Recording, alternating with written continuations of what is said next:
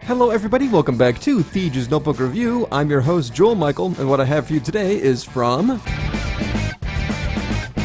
Lenovo. This is the IdeaPad Gaming 3i. This brand new offering contains the latest Intel Core i5 CPU and the weakest of NVIDIA's gamer-centric GPU lineup. These parts, in tandem with the other low-cost components, promises mainstream performance for a budget price. How well does it deliver? Let's find out. This then is the Lenovo IdeaPad Gaming 3i. I ordered the cheapest model directly from Lenovo, and it houses the Intel Core i5-10300H CPU that uses 35 watts to run 4 cores, 8 threads, up to 4.5 GHz with 8 MB of L3 cache. Right beside it is the NVIDIA GTX 1650 dedicated GPU, fed by 4 gigs of GDDR6 VRAM. 8 gigs of DDR4 is all it comes with, and the SSD isn't exactly generous at only 256 gigs. The 1080p IPS display promises a rich gaming experience with 120 Hz, while the battery rounds it back down with a whopping 45 watt-hours, which is about as small as they come in this size of notebook. With a battery this size, you'll get 2 hours of streaming video, 40 minutes of gaming, and about 5.5 hours of internet work use. It's pretty typical, not outstanding, but other notebooks with high refresh rate panels can do worse.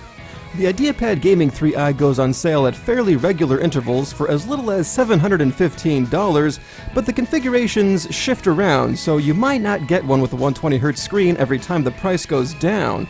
More expensive options net you more storage, the 1650 Ti GPU, or the Core i7 CPU. Let's see what all those holes in the side do. On the right is USB 3.0 and the air intake. The left gives us the power insert, gigabit LAN, HDMI, a second USB 3 for a total of 2 standard USB ports, USB-C, headset in, and the Lenovo lobotomy button. Only 2 USBs is just plain wrong, and neither of them are a charge port either. I feel blessed just to have an HDMI out, which is a terrible feeling, but hey, it's got a LAN port for you serious gamers out there with your GTX 1650s. Whoop-de-doo! The AC adapter is a 135 watt unit, and it's not too big with a generously long umbilical cord. It'll stretch about 9 feet with the included modular cable, so you'll be able to get about as far away from the wall as possible if you get a longer from the wall cord. I approve. The top of the notebook is encased in smooth matte plastic that loves finger oil, same as the palm rest. The keyboard keys are made of a slightly different, more coarse plastic. Despite the fact that everything is coated in black, you'll know when it's been used. The rest of the build quality is pretty average. There's a bit of flex under the keyboard, the hinges are a little flimsy, but not terribly so, and I'm pretty sure the coating on the keys isn't going to last very long. The weight falls under the typical gaming notebook category. At 4.8 pounds or 2.2 kilos, it'll wear on your shoulder after a time. Still, there are heavier notebooks out there, like the Dell G3. The bottom cover is held in by 10 regular Phillips screws, of which are 2 separate lengths. There are lots of stern plastic grips, so a prying tool comes highly recommended.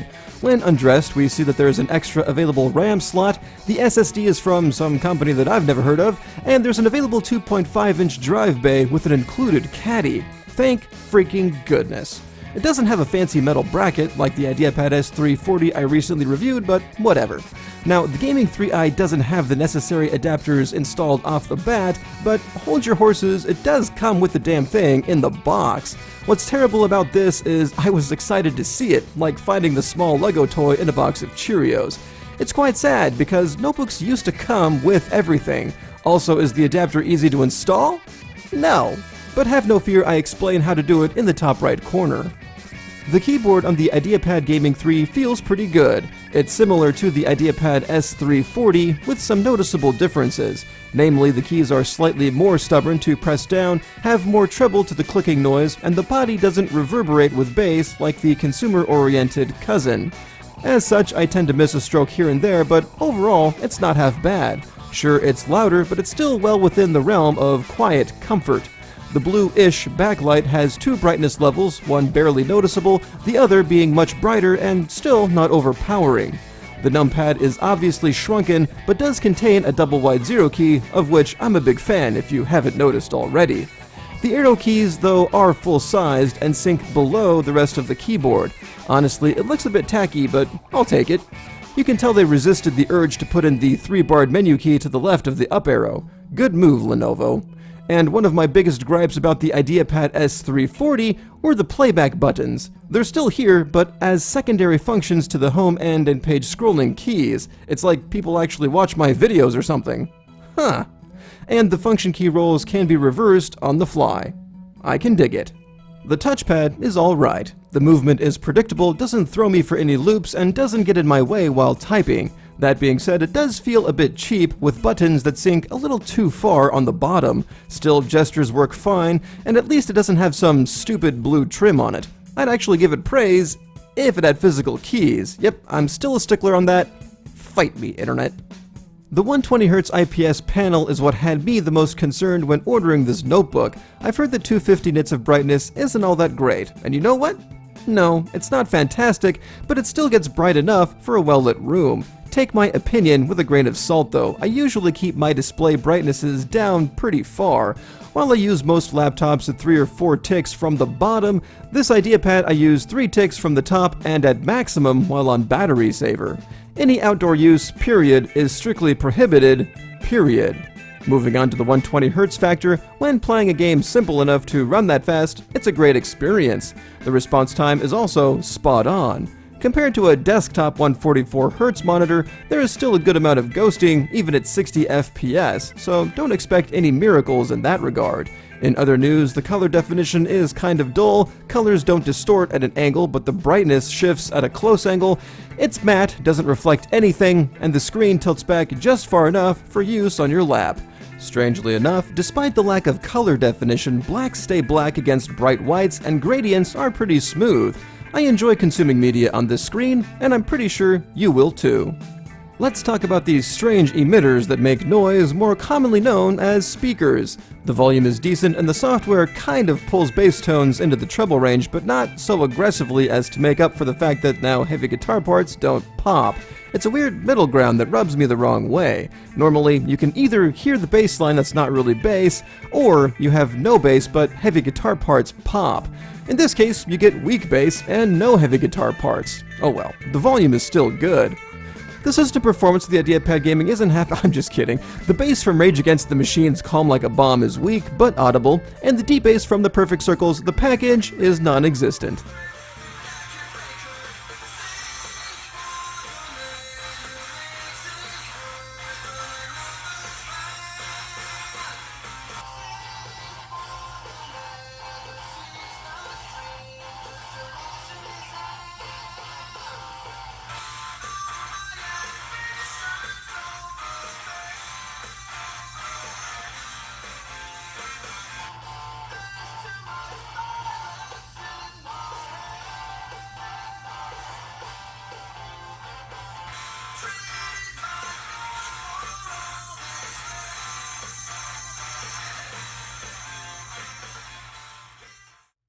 This is a test of the webcam for the Lenovo IdeaPad Gaming 3i. I have 3 LED light bulbs on this side. I have 1 LED light bulb over here, so the lighting is quite nice. Thus, the motion isn't half bad, not too terribly fuzzy, but the lighting does get a little bit on the dull side, but that's to be expected. 720p, everything is kind of grainy on the walls. All these white walls are kind of grainy, so it's not the best, but you know what? It ain't half bad. And this is a test of the webcam in poor lighting. As you can see, a lot more fuzziness around the walls. The motion is exceptionally fuzzy in this webcam. But you know what? Overall, it's not a half bad experience. And the audio quality is what it is. If you want better audio quality, just use a headset. And that's a test of the webcam here on the Lenovo IdeaPad Gaming 3i. The system performance of this notebook is perfectly adequate. The fans spool up but stay quiet during regular use and are absolutely silent while on battery power. The SSD has read speeds of 2 gigs a second, write speeds at about 700 megs. The write speeds aren't quite up to par with typical NVMe SSDs, but they're still well north of a desktop platter hard drive. As such, load times are minimal and games boot up nice and quick. That being said, if your workload usually involves multiple programs, it wouldn't be a bad idea to invest in another 8 gig stick of memory. Remember, none of the available models come with more than 8 gigs of RAM. On to gaming. If you're concerned about whether or not this GTX 1650 can push 120 frames per second, here's a preview of your life with this notebook. You'll be in the settings menu a lot, tweaking the details configuration. For those not concerned and are just looking for a great experience on a budget, rest assured, it can push frames. Something important to keep in mind, doubling the memory to 16 gigs goes a long way towards improving the overall experience. I did put an extra 8 gigs of memory in it, so I can vouch for this personally. Check out my Gaming with This Notebook video. You'll see the difference. So what are we looking at? Older games run great at high, newer games at medium-high, newest games at medium, and Assassin's Creed Odyssey at medium/low. Seriously, the graphics in this game are terabad efficiency-wise, and if the game wasn't so much stupid fun, I wouldn't include it in my testing suite. By the way, AC Odyssey is one of the games that benefit the most from doubling the memory, no matter what settings you use. In other news, the fans never come close to challenging the speakers for noise dominance, and it cooks while gaming on your lap. This notebook can game on battery power, but it only lasts for 45 minutes, and the frame rate gets a 30 FPS cap, so don't expect Lenovo Legion-esque graphics performance there. For the bottom line, the Lenovo IdeaPad Gaming 3i does exactly what it sets out to do. It lets you play games pretty well for the smallest amount of money possible. Does it really only cost $715? No, because you'll definitely want to get another 8 gig stick of memory and a 512 gig 2.5-inch SSD at the same time, jacking the price up another $100 or so. I also want to reiterate that the configuration rotates at the $715 price point. Sometimes you get the 60Hz panel, other times it's 120. Be on your guard. In conclusion, students get a thumbs up, but not 2. The battery life is good when in power saver mode, but the screen might not cooperate in a well-lit environment. It's also pretty heavy to carry around all day. Everything else is fine, the keyboard and the touchpad won't give you beef, and there's plenty of gaming grunt to prevent total boredom, but not enough to wow you into staying away from your studies. Theoretically, that is. Casual gamers, well, if you've been watching from the beginning, you probably have one ordered and on the way already, so there's no reason to give any words of discouragement. You did good. Good boy. Competitive gamers, this is your budget laptop to use if you don't feel like lugging around your prized gaming rig with the Naruto meets Tiger King theme. Oh, is Tiger King not relevant anymore? Damn, missed another trend. Desktop replacement users just might be able to get by with a really fancy USB hub, something that also does external displays, although your second external monitor will only run at sub 60 Hz, and that's a sad existence. Home users can actually go for this. The gamer chic styling is very subtle, the backlit keyboard isn't too gaudy and provides good functionality, and really the only thing you have to put up with is the gaming nomenclature on the inside and on the back. It's a little heavy to carry around the house, but the peripherals, screen, and battery won't let you down, and neither will the price. Go for it! This has been a review of the Lenovo IdeaPad Gaming 3i here on Thiege's Notebook Review.